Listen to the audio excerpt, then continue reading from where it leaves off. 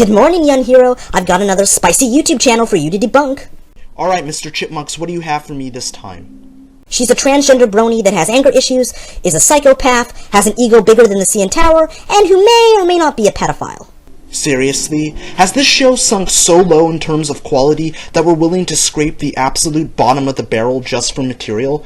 What do I look like, Megadupe? And besides, bronies are a peaceful fandom. Their motto is love and tolerate, for God's sake, so I highly doubt anyone in that fandom can be any of the things you just described. Alright, so you don't believe me? Fine. I'm going to show you exactly why you need to cover this person, but don't say I didn't warn you. And that attitude can fuck off and die in a ditch along with the malignant human cancer that defend it. No. No. No, no, no, no, no, no. That's not true. That's impossible!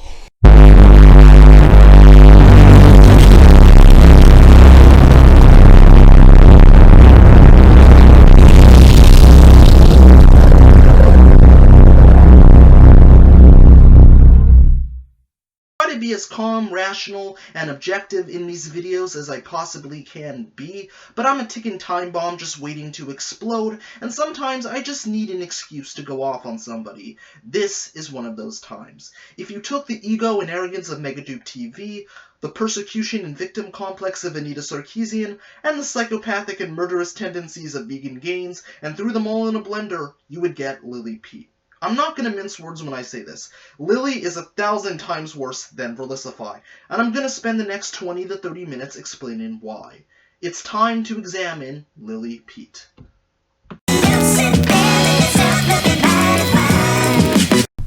For those of you who don't know about ToonKritic, allow me to give you the abridged version.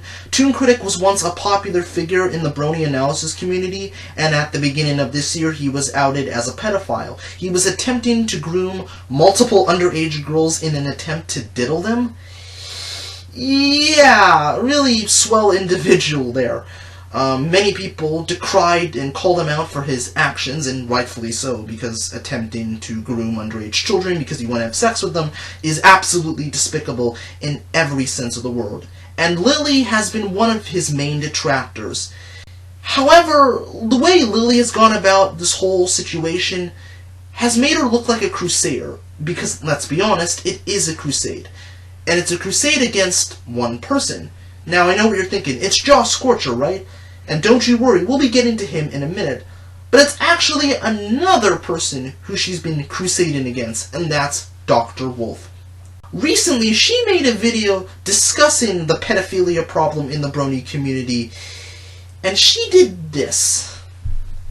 He has no shortage of sycophants that he can set on people in the hopes of intimidating them into silence. This has been his default for years, and he has aggressively refused every attempt to help him become a better creator, a better community member, and a better person. He pretends like this is some kind of difficult situation when it's really not, because it's all about laziness. Personally, I'm done giving Josh and the rest of the community the benefit of the doubt, and if he has to be brute forced into getting off his lazy ass, then so be it. So, in the description, you'll find a link to the most recent episode of Brony D&D. Considering the circumstances, it's advised that you report the video for hateful and abusive content, and also maybe leave a dislike and a critical comment. They all really hate that shit, despite abusing it at every possible opportunity.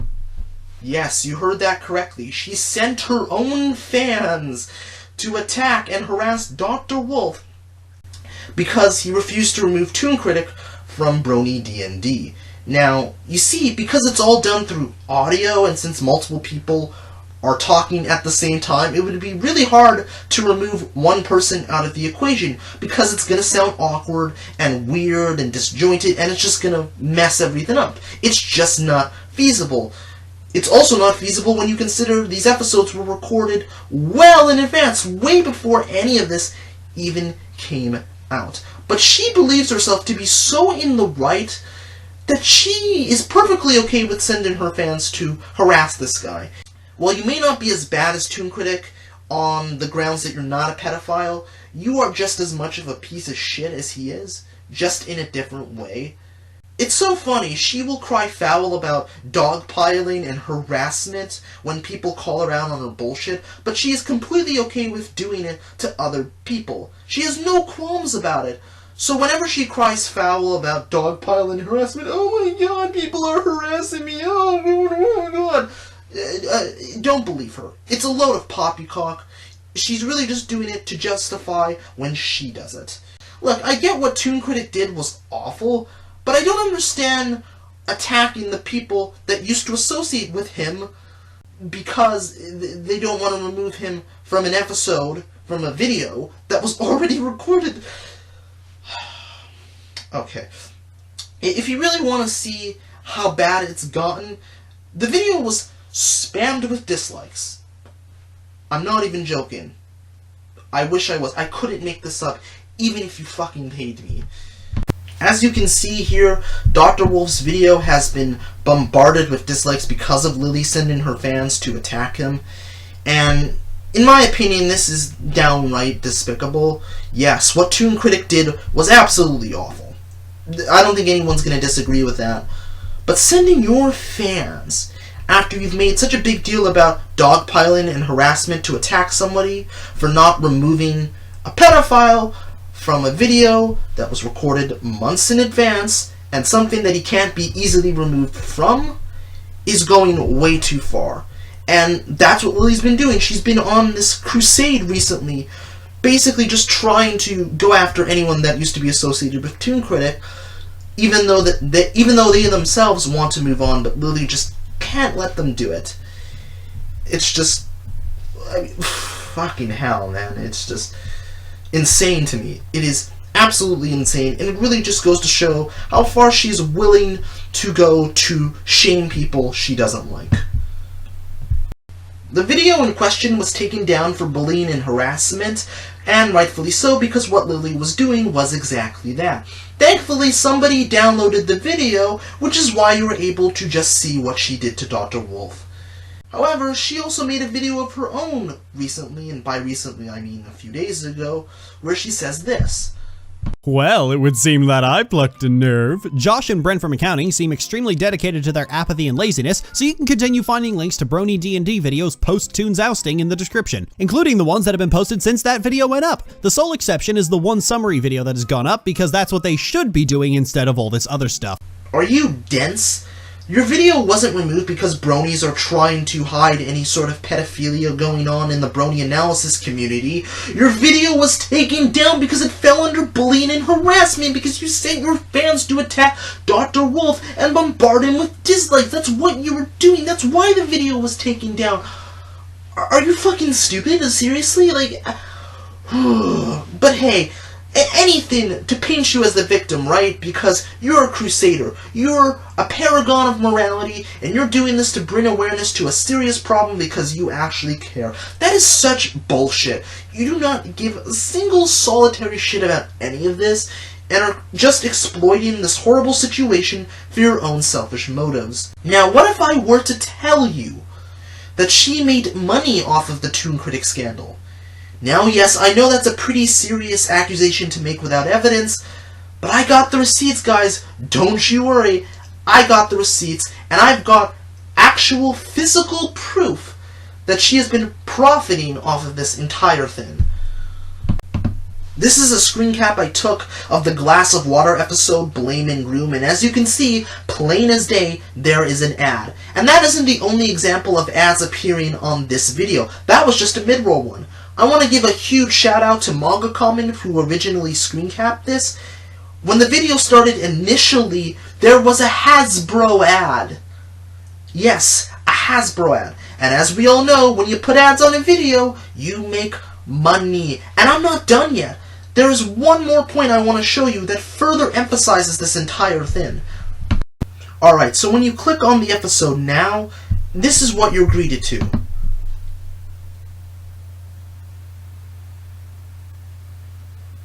Oh, would you look at that? It's a fucking ad! At the Hyundai Advantage Spring Savings Event and get... I honestly find it quite insulting that you would get up on here and speak about how pedophilia is wrong when you're profiting off of it, you piece of shit. Like, what the fuck? Like, yeah, again, ToonKritic is an awful person. I will not disagree with you on that. But you're no better than him, especially when you are exploiting a horrible situation and making money off of it while pretending to actually give a shit. Just, fuck you. Just fuck you, Lily. Now that we got all of that out of the way, let's talk about Josh Scorcher. Now, for those of you who don't know, Lily and Josh used to be friends, but they had a falling out a few years ago. I'm not going to reiterate it here because that's already been well documented at this point, but this was one of the more interesting things when I was researching her and delving into her psyche. I'm not kidding when I say this. She is obsessed with Josh Scorcher. She's like that crazy obsessive ex-girlfriend that can't accept the fact that the relationship is over, so they constantly hound their ex-boyfriend and seek to disparage him at every possible opportunity. This is what Lily is in a nutshell. And of course, we can't all forget how she basically said, without really saying it, that Josh was racist because he compared Twilight and Spike's relationship to slaves in the South. Josh himself used to rant to my face about how college students need to have their opinions challenged. However, when his ignorant worldview was challenged, repeatedly, he decried it as emotional abuse. He once complained about the fact that I wouldn't let him compare Spike living with Twilight to self-hating black slaves in the South, despite the fact that this was literally my job that he was paying me to do. The reason why Josh called emotional abuse when you challenged him on his quote-unquote ignorant worldview is because what you were doing was actual emotional abuse. Allow me to explain why. You see, this wasn't an isolated incident. This happened on multiple occasions. If this were a one-time thing, that might be one thing. But you, on multiple occasions, refused to edit an episode because you didn't like the viewpoints Josh was presenting in them, which slowed production down and threw the whole schedule into chaos. This, combined with all of the other things you were doing to Josh, led to you eventually getting fired. And that's what happens in the real world when you don't do what your boss is asking you to do, something that he is paying you cash money for. You're not going to have a job anymore. It's as simple as that. Now, yes, comparing Twilight and Spike's relationship to slaves in the South, is it a little bit ignorant? Sure. Is it a dumb comparison? Yes. Is he racist for it? Absolutely not. And since you were an editor, you overstepped your bounds by refusing to edit the episode because Josh compared Twilight and Spike to slaves in the South. I don't understand how you don't see this. You were let go because you were becoming more of a liability than an asset. Since you're a massive piece of shit with an ego and a persecution complex the size of Anita Sarkeesian, that isn't surprising. There's a word we have for people like you. I hate to give you attention because you're a garbage human. In How to Be Lily Peet in 3 Easy Steps, I mentioned that she stripped on camera in front of one of her friends at the time, Blake Diamond, aka Bombastic Blake. As it turns out, when you make a video on a popular YouTuber, it tends to get seen. So somebody asked her on Tumblr about the stripping incident, and this is what she said.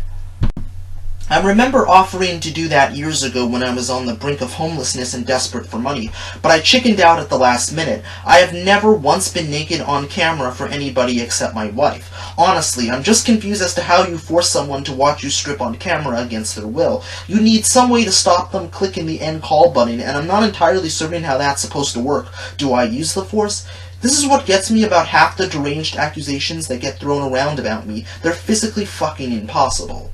I never knew that a joke based on what you did to one of your friends in a comedy video would count as a deranged accusation. Hell, I guess you learn something new every day.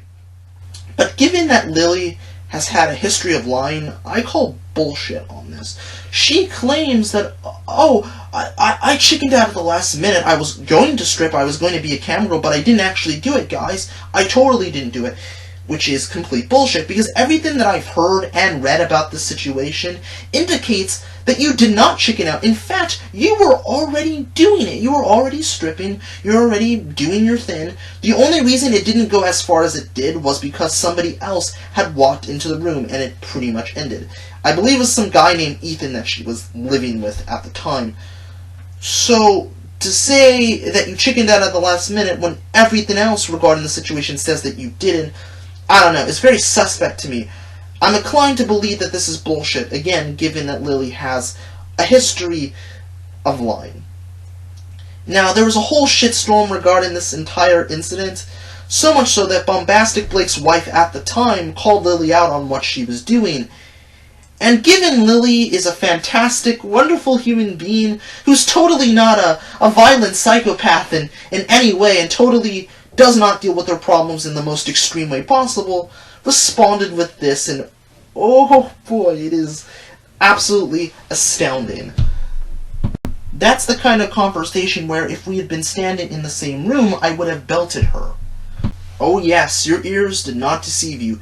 She literally threatened to beat up his wife at the time in an attempt to get Blake to be her friend again. Wow, what a nice friend we have here. Totally swell person. Totally somebody that I would want to spend my time with. She's not somebody that I would worry about murdering me in my sleep or anything, or stabbing me in the back, or ripping my head off. No. No, sorry. Ugh. But this is not even the only time this has happened. Lily has gained a notorious reputation for dealing with situations in the most extreme way possible. And nowhere is this more evident than Blame and Groom. Just take a look. A key aspect of growing up is realizing that neither of those things are true. And so when you're telling abuse victims that holding onto a grudge is unhealthy and that the path to start healing is forgiveness for your own sake, you're fucking up on two different platforms. Silverquill and Dr. Wolf did exactly this, putting out a video about how people need to forgive Zach for his actions, not for his benefit, but for their own benefit, as a way of starting to heal. Many of the actual victims of Zach's abuse came forward to decry this as gaslighting them to believe that their anger isn't valid and was irrational and self-destructive. Silver and Dr. Wolf are two people who hate negativity. All of it, regardless of the context. They look at a situation like this and they see people being angry at one another. They neither know nor care about why people are angry, only that people are angry. So their advice is all about purging people of negativity because they believe that negativity is always bad. When challenged on this, they always talk about clarifying and assuming the person misunderstood them. I didn't. I understood their idea perfectly. The problem isn't that they're unclear, it's that they're wrong. By this point, it should be incredibly obvious that Lily is not receptive towards anyone that has a differing opinion. It's her way or the highway. You either think exactly like she does, or she will hate you. Is it beginning to make sense why Lily Peet is the most hated figure in the brony analysis community? Is it starting to sink in? I hope it is, because I have a lot more ground to cover. In terms of Silverquill, Dr. Wolf, and forgiveness, I will agree with Lily that it's completely valid to be angry at your abuser. I totally agree with that, because abuse is this horrible thing that nobody should have to go through. So if you think your abuser is a pile of human garbage, if you think your abuser is scum and the worst person imaginable, that's completely fine. That's completely fine, and I understand that approach. But at the same time, I also understand people that want to forgive, that want to move on, that want to let things go because they don't want to be haunted by a traumatic past. Because, you can't be angry and aggressive all the time. It's just going to destroy you as a person. It's not healthy. Again, both of these approaches are not wrong. They're not wrong. Because people have different opinions. People deal with these situations in different manners, in different ways, in different things. But for Lily, she only wants it to be handled in one way, just being angry and aggressive. And I don't think that approach is necessarily healthy all the time. There's a time and a place for that, certainly, but eventually you just have to learn to just let go and move on. And that inability to just let go and move on is really affected Lily. it's become incredibly obvious that she is an angry and bitter person, and I think that's because she just cannot learn to just let things go and just move on. She can't sustain it. That's literally not in her vocabulary. It's not in her way of life. It's just not. And as much as it kills me and makes me die a little inside to say this, you do make some good points, but you sound like such an arrogant twat waffle that I just can't get behind you. Because you're literally saying, oh, you have a different opinion than me? How dare you have a different opinion? How dare you approach this differently? You're wrong. And then you wonder why people think you're this mean lady that constantly tells people that they're wrong? Oh gee, maybe it's because you actually are the mean lady that tells people that they're wrong for having an opinion. An opinion can't be right or wrong. People just have differing opinions depending on the situation. People deal with things differently. So to say that someone else's opinion is wrong because you don't personally agree with it because you think you're better than everyone else is just completely asinine. And it just goes to show you what an arrogant, just cunt you are. And I know that's a really strong word to say, I know. But honestly, I can't think of any other word that suits you better than that. Oh, and really, this isn't even the worst of it. She also has a really annoying tendency of taking something completely trivial and blowing it up into this ginormous, massive drama. This is Anime Christie, and her story is the answer to the often asked question of what happens when an art diva encounters someone who isn't having their shit. When Bombing Run released, it opened with a shot of me using a piece of Christie's artwork to throw shade at relentless nitpickers from the episode before it. A few days after the video's launch, I received a message from a patron saying that Christie was unhappy that I used her artwork and wanted to be credited in the description. I reiterated my own rules, saying that I don't credit quickfire visual aids, and the response was a request to not use the artwork anymore. I said that I would think about it, and that was the end of that. The next day, I found a comment awaiting approval from Anime Christie, making the same demand I'd already said no to. It was only then that I remembered her. A few months previously, I was angrily ranting about the election results, like any normal person would, and she responded to it with, "Lily dear, are you on your period?" When I remembered this, I decided to have some fun. I proceeded to repeat my rules to her and told her no, and then I used my ever-popular knob post on my blog, where I take a comical exaggeration of something that happened and make snarky quips in response, to throw shade at the idea of demanding a credit for a few seconds of footage. And then, all I had to do was sit back and wait. As expected, the post was aggressively screenshotted and passed around the Rift. We've talked about them before. Christie proceeded to go on more rants about respecting art, not helped by me needling her every chance I got, and getting progressively angrier. When it became clear I wasn't going to give her what she wanted, she ran to FNGR to rant to him for his How to Beg for Attention series,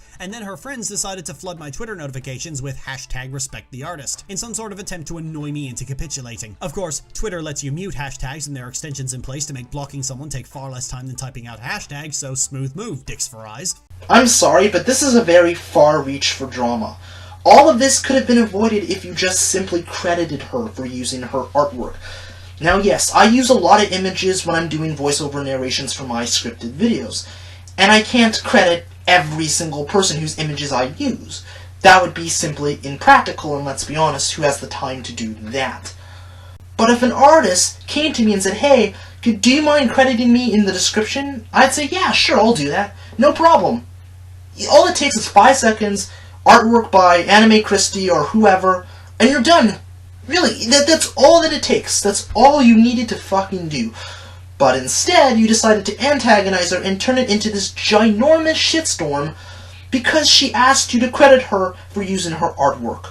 This is exactly the kind of shit that Lily does. She will take the most minor and insignificant thing and turn it into drama because drama is the only thing she's notable for. I've been researching her for the last month in preparation for this video, and during that time I've tended to notice that a lot of the drama in the brony analysis community involves her. I'd say 95% of it involves her. It is absolutely remarkable how much drama she tends to get involved in, and stupid, petty drama at that. Now, are you a thief because you used an image less than 30 seconds in a video? No. However, you are a thief for other reasons that I'll touch upon in part 3. But oh boy, it gets a lot worse, my friends. It gets even worse than that. Here's another example of taking something out of proportion and turning it into drama. If you're a child watching this right now and you're being bullied in school, here's what you do. You demand that your bully cease their behavior, and if they refuse, grab the heaviest object you can reliably swing and beat their fucking teeth in. Yeah, you'll get suspended, but that suspension will end and that bully will never bother you again because of how much that beating actually hurt. You hear that, kiddos? If someone is bullying you, grab the heaviest object that you can find, preferably a rock or a baseball bat, and beat their fucking face in. Sure, you'll be suspended for 2 weeks, and sure, you'll put your bully in the hospital, but this is the correct way to deal with someone that is bullying you, because as we all know, violence is always the best way to solve your problems. The fact that there are young people out there that legitimately and unironically look up to you as some sort of a role model deeply concerns me. If this doesn't prove that Lily Peet is a deranged psychopath that takes things to extremes, then I don't know what will. Oh man, I thought this was the community that was supposed to love and tolerate. Oh, Jesus Christ. This is gonna break Eric's little heart. And if that wasn't bad enough, she actually advocates for people that she disagrees with to be fucking murdered. No, I am not making this shit up. Now I know what you're thinking. Zion, that's such an SJW thing to do. Let me tell you, this goes far beyond just being an SJW. At worst, most SJWs will advocate for the people they disagree with to be deplatformed. Other than Steve Shives, which should really be telling you what kind of a person Lily is, I have never seen an SJW advocate for people they disagree with to be killed. I could talk about it, but I think this montage will just as strongly prove my point.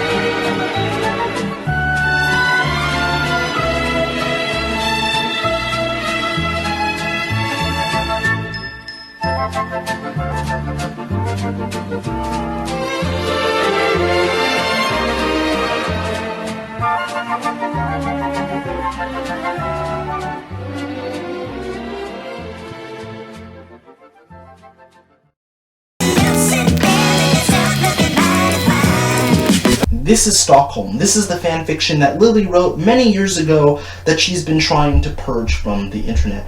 And basically what it is 23 chapters of wall-to-wall underage sex. It's basically ponies fucking each other. That's basically what this is. This barely skirts upon the lines of being legal. Technically, what she's doing isn't illegal because they're not real. They're fictional, even though they're underage. Granted, that doesn't make it any better, but I just wanted you to note the distinction. It's not a flesh and blood human being. And also, I don't think that she's a pedophile, but at the very least, this is creepy and potentially shows some pedophilic tendencies. I find it really insulting that she got on her soapbox about how much of a piece of shit ToonKritic was and how raw pedophilia is, and all of this other shit. Yet, she's done this, knowing full well that people can easily pull up the skeletons from her past. I don't understand why she would ever think doing something like this is a good idea on the internet, where nothing is ever deleted, where if you post something, it will stay there forever. But, you know, honestly, it's par for the course for Lily. She will do really fucked up, borderline despicable shit, but then will call out other people for doing that same shit. It's really mind-boggling to me. And this is just not a good look. While I don't think she's a pedophile, shit like this gives everybody the impression that she is a pedophile. And honestly, I can't blame anyone for thinking that, when they look at this. I mean, Jesus fucking Christ. This is the kind of stuff that you would find on fanfiction.net, adult fanfiction, archive of our own, or anywhere else. This is just... oh dear. I mean, what more could I say? It is fucking creepy in every stretch of the word. What she wrote and what she portrayed in this fanfiction is very much illegal. And to be honest, if you want to take a look at it, not that you would ever would, and I highly suggest you don't, but if you're curious and you want to look at it, I'll leave a link in the description down below. And it is quite something, to say the least. To put it as blunt as possible, the brony fandom has a pedophilia problem. The two largest sites for fan content, FimFiction and Derpy Boru, are packed to the brim with child pornography that just barely skirts US federal law on a technicality. There are a large number of fan artists and fan writers who produce child pornography and get away with it because they just barely stay within those boundaries. The fandom uses the term FOLCON as a euphemism for child pornography, rationalizing that because the characters involved aren't human, then that makes it completely okay. In fact, both of these websites only prevent you from posting material featuring humanized children, a limp-handed rule that wouldn't exist if they were not legally required to have it. These sites have groups dedicated to this content that reaches terrifying numbers. And that's before we factor in the prevalence of Chan boards in the brony community. And when you challenge people on this, the excuses just pile on, and in many cases they start changing the subject. They know this material is child pornography, so they try to make it an argument about what's really damaging to minors and how all of this is just harmless fun. And failing that will often evoke percentages to make the sheer volume of it sound smaller than it actually is. On Derpy Boru in particular, child pornography makes up about 0.8% of the material on the site, and some people use that as a defense against any kind of criticism. It doesn't work because 0.8% is higher than 0, and 0.8% equates to 13,000 individual images. Do you know what the acceptable number of individual images of child pornography is? It's 0. 13,000 is way off from that mark. If we went by your logic, technically what you did in that fanfiction is child pornography, because you are depicting underage children in sexual situations. I mean, for Christ's sake, there's literally a chapter where one of the characters, Sweetie Belle, talks about Viagra. I'm not kidding. I couldn't make this shit up even if you paid me. I honestly don't understand why she's trying to act like she's better than everybody else, or acting like she wouldn't make the same goddamn excuse she's chastising other people for using. Oh, these are fictional characters. They're not flesh and blood human beings, so that makes it okay. It makes it totally okay that I'm depicting underage children having sex. We all know she would use that exact same goddamn excuse, so I don't understand why she's acting like she wouldn't. We all know she would, because she's a fucking hypocrite. She is so slimy and manipulative that it makes me sick. It really does.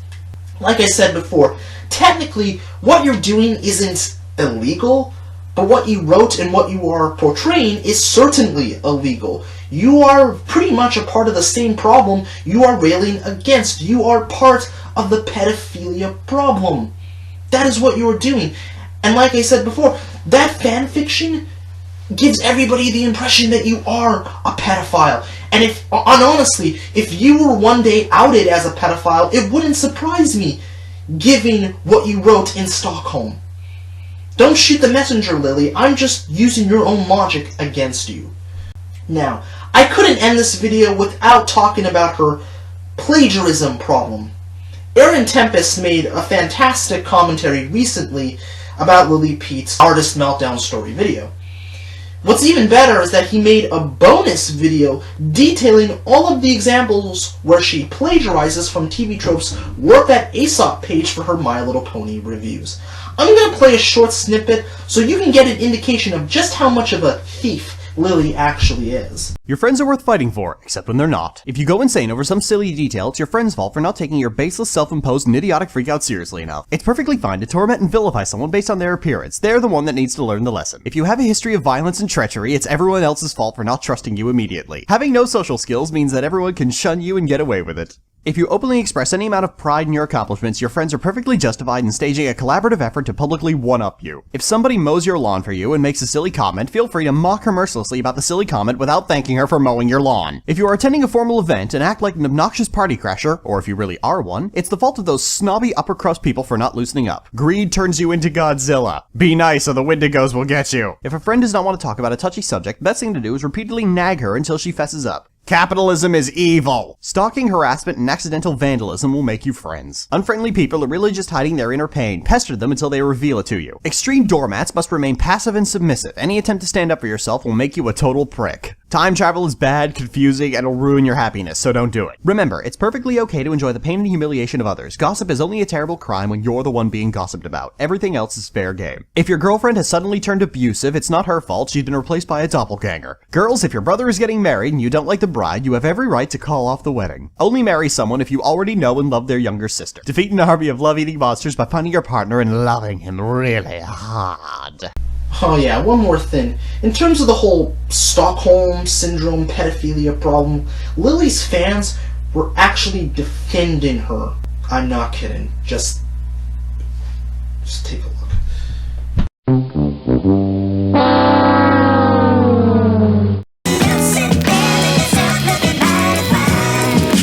Let's fire up the examometer and give this channel a score.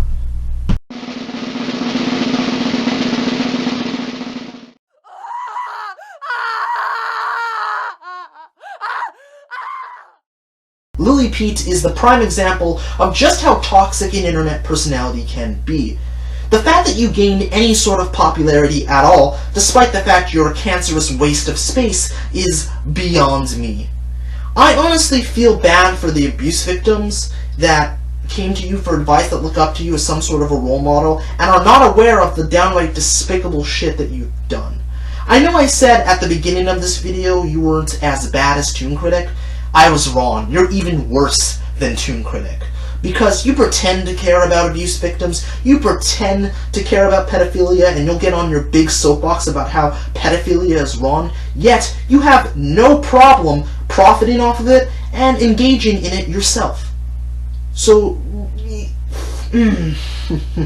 just, if you ever watch this video, fuck you. Fuck you, fuck everything you stand for. You are a vile, repugnant, shady, and manipulative piece of shit. And I mean that sincerely. You make everybody in the brony analysis community look terrible. You make this community more toxic just by your mere existence. And if you're wondering why people don't like you, if you're wondering why you're the most hated figure in this community, just look upon everything that I've said in this video, and you'll get a pretty clear indication as to why. I honestly wish you would just fuck off and crawl back into whatever hole you came out of, but sadly the real world is not that kind. You are a prime example of how YouTube and the internet can attract the worst kind of people. And honestly, I know I'm probably going to catch some flack for being a little too harsh, but considering everything Lily has said and done, she is more than deserving of it. But that's just my opinion. What do you guys think about Lily Peet? Also, I'd really like to know this. What is the worst thing that Lily Peet has ever done? Let me know in the comments section down below. With all that being said, this is ThatKidDouglas, aka the N-Hero, signing out. Deuces, stay frosty and keep it weird. Cueing outro sequence now.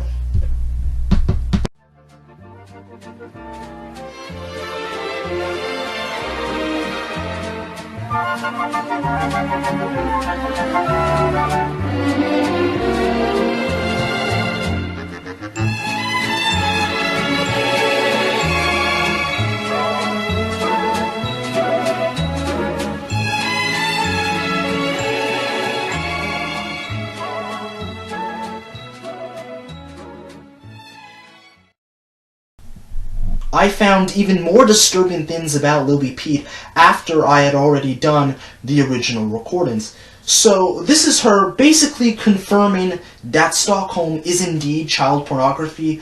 For those of you who don't know, Josh Scorcher posted a tweet calling Lily out for writing Stockholm, and she basically confirmed it by saying, yeah, Josh is distributing child pornography, And to be honest, I don't know why the hell you would want to admit that. Seriously, more and more people are getting suspicious that you might be a pedophile, and shit like this does not help your case. It gives everybody the impression that you are a pedophile. But you're saying that it's doctored, even though anyone with a functioning brain can clearly see that it isn't doctored. She's clearly just trying to save her own ass because people are calling her out on her questionable behavior.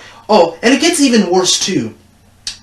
The fanfic's co-writer, NintendoGal55, who is a well-known fanfiction writer, basically detailed every explicit fin that the story contained, and even apologized for a depiction of an intersex person losing their hormones and not being able to control themselves jumping on kids. And we all know what jumping on kids means in that context. If that isn't proof that this story isn't doctored, then I don't know what is. Oh, but it gets even worse than that.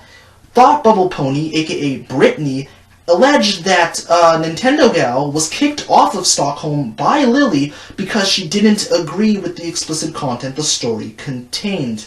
And it's also alleged by Bombastic Blake that she may have been coerced into writing the story even though she wasn't okay with it. Now, I want to make it abundantly clear that these are just allegations. I don't know if they're true or not, but if it is true, then it does not make Lily good in any stretch of the imagination. In fact, it makes her look worse than she already is. And let's be honest, her reputation in the brony analysis community is not good at all. It really isn't. Oh. Oh boy. But it gets even worse than that. How can it get worse? Well, she has been also sending her fans to attack Josh Scorcher because of his handling of the whole ToonKritic scandal and the fact that he still appears in episodes of Brony D&D, which, need I remind you, were episodes that were recorded well in advance. Seriously, it's been over 3 months since the whole ToonKritic scandal, and she still cannot let it go and move on. This is because she is obsessed with Josh, and when I said that she was obsessed with Josh, I wasn't kidding. Because she is trying to milk every last drop of this situation before it becomes completely irrelevant. And let's be honest, the reason why she continues to harass Josh is because she very well knows that without Josh Scorcher, nobody would know or care who she is. Seriously, that is the only reason why she's popular, so she's just trying to ride on his coattails for as long as possible, so people remember her, because drama is the only thing that she is notable for. Anyways, I'm just rambling on, so I'm going to end it here, but please, take the information that I've presented, and you can make of it what you will. I think I rest my case, so I'm out.